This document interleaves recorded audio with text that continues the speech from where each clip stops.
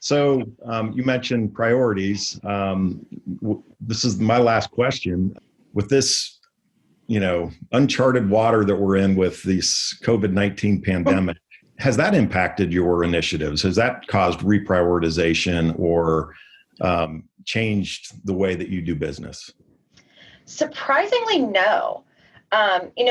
Prior to the pandemic, right, most folks would be in the office together. But one of the distinctions for us in a global organization, I've never sat next to all of my peers, right? We are distributed across geographies. We're distributed across time zones. And, in our environment, we were already accustomed to having a regular stand-up that would, cross time zones. So for the folks in Europe, the end of their day and the beginning of the day for the folks in North America, they could do their collaboration. And then you kind of get into that follow the sun mindset. So we have not experienced any slowdowns. I will tell you that Microsoft Teams, shameless plug here, fantastic tool for collaboration. And our infrastructure team rolled that out, a week after everybody was sent home. Wow. I actually personally trained a whole bunch of the organization on how to use Teams.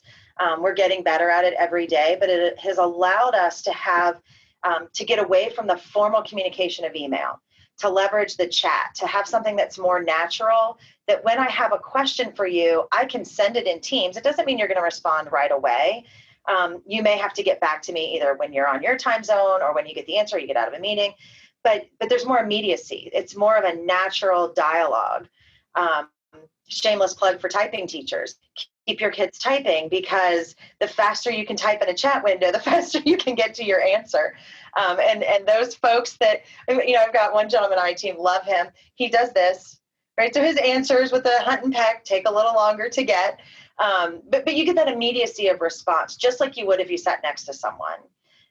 The challenge that we have run into is that you miss the conversation that you weren't invited to, that you would have overheard in Cubeville, right? So typically in an open environment, I may sit at a table of 6 and there's another table of 6 next to me, and they're having a conversation that I hear that I'm like, oh, I've been working on that too. We need to talk, right?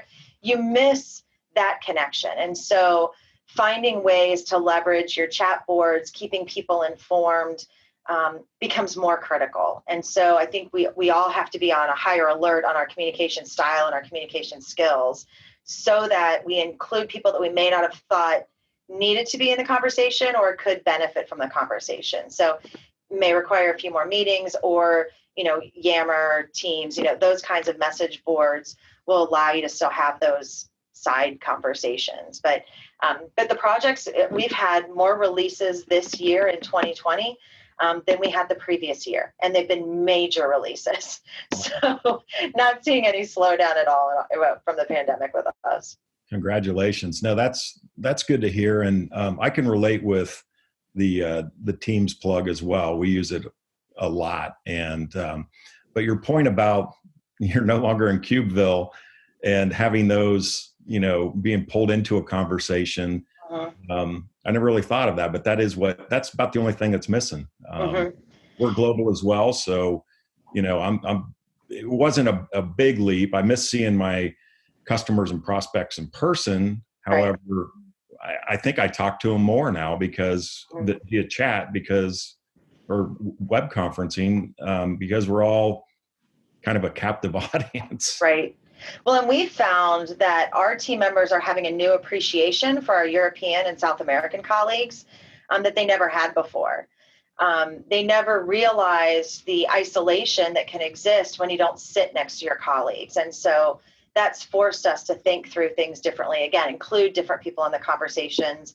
I notice now in the middle of meetings, you get more of those kind of offline chats happen as a result of something someone said. So you real quickly pull somebody in, like, didn't think you need to be in here, but wow, you'd really benefit from this conversation. Are you able to join me? And so we pull people in differently. And I think it's going to change the way that folks think about the distribution of work, the distribution of the teams.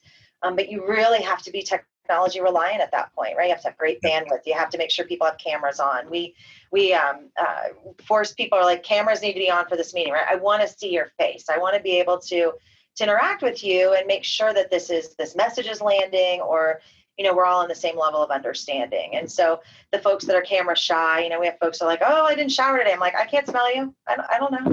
It's fine. Turn your camera on. We just want to see you. That's great.